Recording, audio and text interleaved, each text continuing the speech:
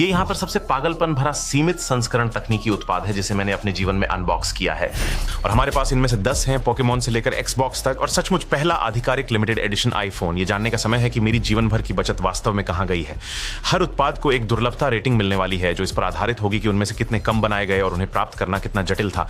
और फिर जब अगर हम इन्हें परखें तो हम जान सकते हैं कि ये वास्तव में हमारे नए चमचमाते स्तर सूची के साथ लायक थे या नहीं। हमारी यात्रा की शुरुआत करते हुए use me electric shaver Pokemon, यह क्योंकि जाहिर तौर पर अब सभी को पकड़ने में मेरी चेहरे की दाढ़ी भी शामिल है। तो आप शेवर को एक पोकेबॉल में रखते हैं। मुझे खुशी है कि मैंने इसे पकड़ लिया। ये एक असली धातुई मिरर्ड फिनिश पोकेबॉल जैसी है और जाहिर तौर पर एक असली पोकेबॉल की एक से एक प्रतिकृति है। ये सबसे अच्छा केस है जो मैंने कभी देखा है। ये एसएमआर की तरह है लेकिन साथ ही बचपन का सपना भी। ओह, ये वाकई में बहुत कूल है कि थीम इलेक्ट्रिक टाइप की है, क्योंकि आप जानते हैं इलेक्ट्रिक शेवर। इन लोगों ने सही संतुलन बनाए रखा है। ये आपको बिल्कुल ऐसा महसूस कराता है जैसे आपके पास कुछ विशेष संस्करण है, बिना उसे इतने ज्यादा दिखावटी बनाए कि वे किसी बच्चे के खिलौनों के डब्बे का हिस्सा लगे। कैटलॉग, हालांकि ये वेबसाइट इसमें मदद नहीं कर रही है। इसे हर बड़े लड़के के लिए परफेक्ट खिलौना कहती है। हे भगवान, एरन के सिर पर पोकेबॉल शेव करने के बारे में आपका क्या ख्याल है? मुझे लगा यही योजना थी। ओह नहीं नहीं नहीं नहीं, मैं ऐसा नहीं कर रहा हूं। हे भगवान।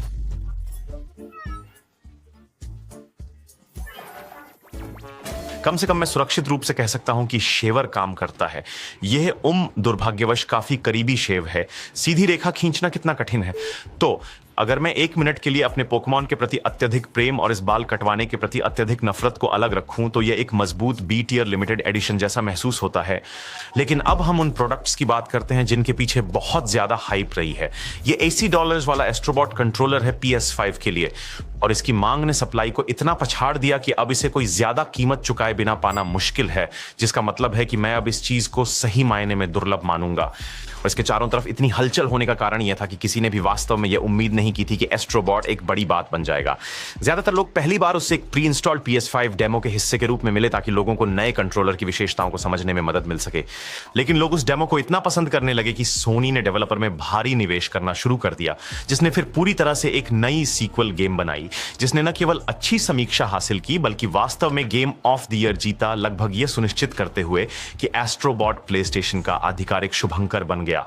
और इसलिए वह पूरा यात्रा एक विशेष संस्करण नियंत्रक, जिसे टच पैड पर अगले स्तर की दिखने वाली भावात्मक LED आंखों के साथ टीज किया गया था। तो जाहिर है कि उत्साह स्तर अंतरिक्ष से परे था। खैर, स्पॉइलर, ऐसा नहीं है, ये आंखें कुछ नहीं करती। सबसे अधिक संभावना है, मैं कह रहा हूं कि मार्केटिंग विभाग में किसी ने डिजाइन को वीडियो में आकर्षक बनाने की कोशिश में इतना बहकाया कि उन्होंने गलती से 1 मिलियन से अधिक लोगों को भ्रमित कर दिया। अब जबकि वह समाप्त हो गया तो यह सारा बॉट जैसा विवरण वास्तव में बहुत अच्छा। बटन पर नीले लेबल और धातुई नीले हैंडल। मुझे खुशी है कि यह एस्ट्रोबॉट प्रशंसकों के लिए एक अच्छा तरीका है, और ईमानदारी से कहें, प्लेस्टेशन को वास्तव में कुछ अच्छे नियंत्रकों की जरूरत थी। अन्य डिजाइन, यह वास्तव में काफी अच्छा है, लेकिन आप जानते हैं एक सामान्य प्लेस्टेशन 5 कंट्रोलर के लिए यह ग्रिप क्षेत्र पूरी तरह से मैप किया गया है, जबकि उन्होंने यहां पूरे क्षेत्र को चमकदार बना दिया है, शायद उस रोबोटिक एहसास को जोड़ने के लिए। मुझे लगता है कि इसने B श्रेणी में आराम से बैठने का हक हासिल कर लिया है। लेकिन अब जब इसकी कीमत $120 है, मैं सच में चाहता हूं कि यह अच्छा हो, क्योंकि अवधारणा में यह अब तक का सबसे बेहतरीन कीबोर्ड विचार है जो मैंने सुना है। Xbox कीबोर्ड, जिसे 8-bit Do नामक कंपनी ने बनाया है, और इसके साथ अतिरिक्त $60 में Xbox माउस। हे भगवान, मुझे ऐसा लगता है कि मुझे यह कहते हुए शुरू करना चाहिए कि मेरे पूरे जीवन की कुछ सबसे अच्छी यादें शुरुआती Xbox से जुड़ी हैं।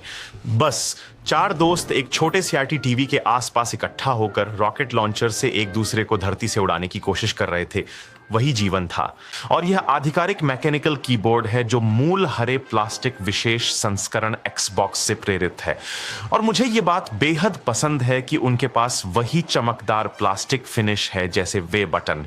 और अब वह विशेष क्षण का समय है जो आपको हर नए कीबोर्ड के साथ केवल एक बार मिलता है। यह बहुत टाइपराइटर जैसा है, और यह शायद संयोगवश नहीं है, क्योंकि यहां का पूरा उद्देश्य आपको पुरानी यादों से भर देना है।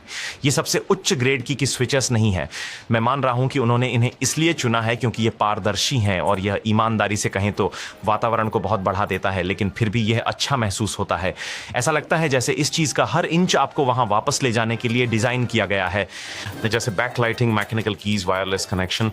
लेकिन साथ ही यह वास्तव में प्रामाणिक रेट्रो आकर्षण जो पूरी तरह से झलक रहा है। मैं प्यार में हूं। ओह, और कीबोर्ड 2 प्रोग्रामेबल मैक्रो कीज के साथ आता है, जिन्हें आप किसी भी आदेश को पूरा करने के लिए सेट कर सकते हैं जो आप चाहते हैं।